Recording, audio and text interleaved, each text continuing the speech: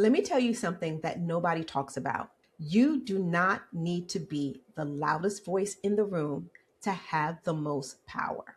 For decades, I've been building influence as an introverted Black woman in corporate, from Citibank to C suite HR roles, and I've never been the one shouting in meetings or dominating the room. But I've influenced multi-million dollar decisions. I've shaped organizational strategy. I've built coalitions that moved the needle. How? By building relationships one person at a time.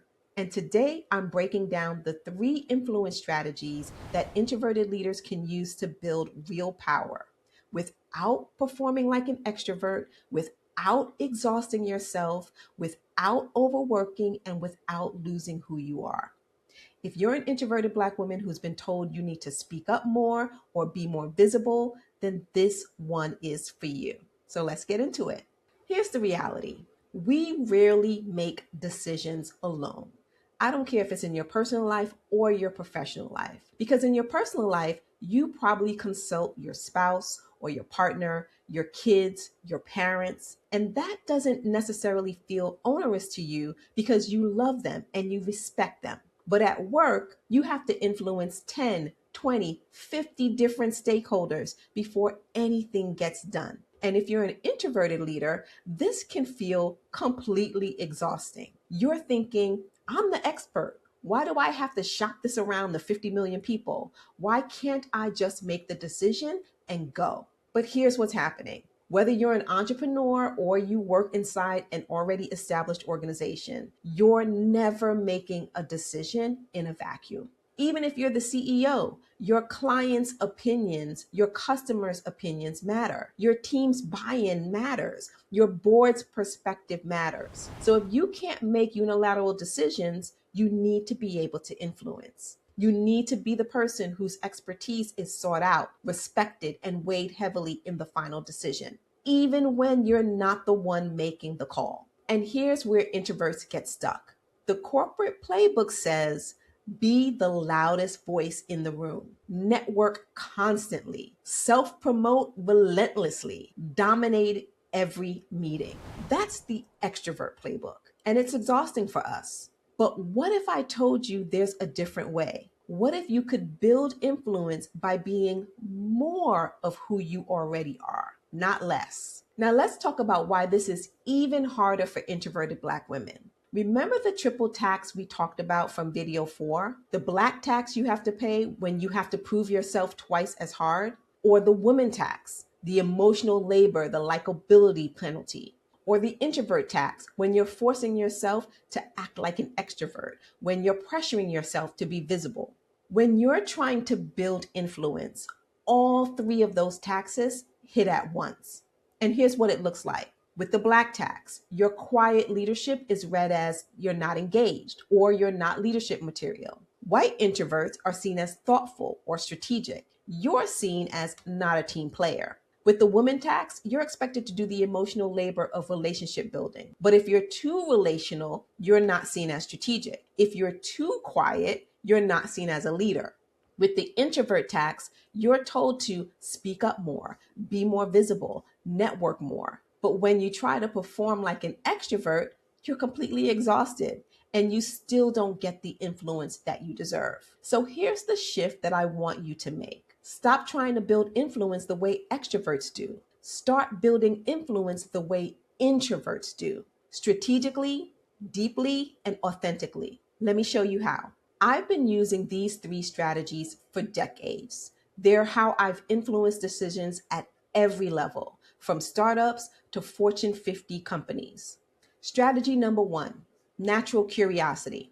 I'm always interested in understanding beyond the surface level. When an issue comes up or I'm working with someone whose expertise I don't fully understand, I don't hide that I don't understand it. I just ask a lot of questions. But here's the key. I'm not interrogating them.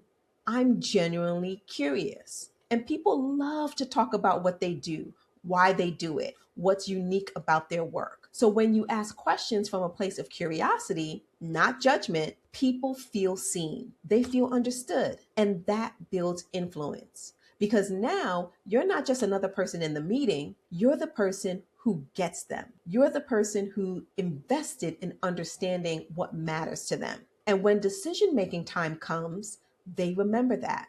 Strategy number 2, observation skills. Long before I became a psychologist, I had a natural interest in how things work, how people work, how systems work, the why behind everything. So I don't always have to be engaged in the conversation. I'm often the person who kind of sits back and watches how things unfold. I'm paying attention to who has the real power, not just the title, who influences whom, what the unspoken rules are, what patterns keep repeating. Nobody has to tell me how things work in a company because I watch how things unfold and I unpack it in my mind. And that gives me strategic advantage. When I speak, I'm not speaking from assumption. I'm speaking from data, from patterns I've observed over weeks, months, sometimes years. And that makes my voice carry more weight. And strategy number 3 is mentoring and developing others. This is probably my favorite because this is the one that people don't expect. I mentor and develop people, not just those who are more junior than me, but executive and leaders who are more senior than me too. That's called reverse mentoring. And I'll be transparent. I've never been part of a formal mentor program. All the mentoring I do is voluntary and mutually beneficial. Here's why this builds influence. When you mentor someone, you get inside information. You understand their priorities, their pressures, their goals. When you develop someone, they become your advocate. When your name comes up in a room you're not in, they speak for you. When you invest in people, they remember, and they repay that investment with trust and access and influence. All right, if you've seen any of my other videos, you know that I don't like to just share information. I like to make sure that you are taking action. So here's what you can do starting Monday to build influence as an introverted leader. The first thing is schedule a strategic one-on-one instead of attending every networking event. Stop trying to work the room.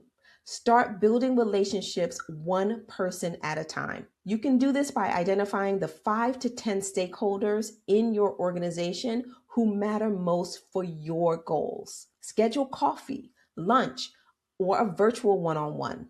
Ask curious questions. Listen deeply to the things that they say and build real relationships. This is how introverts build coalitions.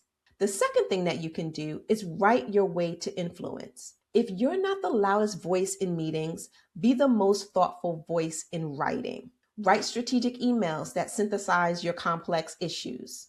Document your wins in weekly updates. Share thought leadership on your internal platforms inside the company.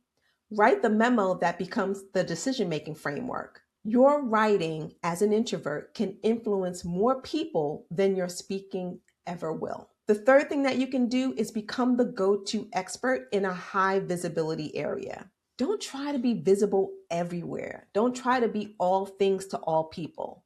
Be indispensable in one area, because when people need expertise in that domain, they're going to come to you. That's influence. The fourth thing that you can do is mentor strategically. Pick 2 to 3 people to invest in deeply. Someone junior who will champion you as they rise, someone who's a peer, a lateral person who can be your ally, and someone senior who can be your sponsor. Mentoring is relationship building, and relationship building is influence. The fifth thing that you can do is observe, then speak strategically. Don't feel pressure to speak up in every single meeting. Instead, watch the room, gather data, identify the moment when your voice will have the most impact. Then speak with precision. Strategic silence and strategic speaking, knowing when to stay silent, plus knowing when to actually speak, results in being influential. Now, here's what I want you to remember. You do not have to be the loudest to be the most powerful. You don't have to overperform or act like an extrovert in order to build influence. You just have to be strategic, observant, curious, relational. That's introverted leadership. That's leveraging your strengths that you already have. And it's just as powerful, if not more, than the loud leadership everyone else is selling. So here's your challenge for the week. Pick one of these strategies and use it this week. Schedule one strategic one on one. Write one thoughtful email. Mentor one person. Observe one meeting and identify the power dynamics. Start building influence your way. If today's topic resonated with you, and if you're an introverted leader, tell me in the comments. Let me know which strategy you're going to try first. And if you haven't already subscribed to my channel, what you waiting for? New videos come out every Thursday at 7 a.m. Eastern Standard Time.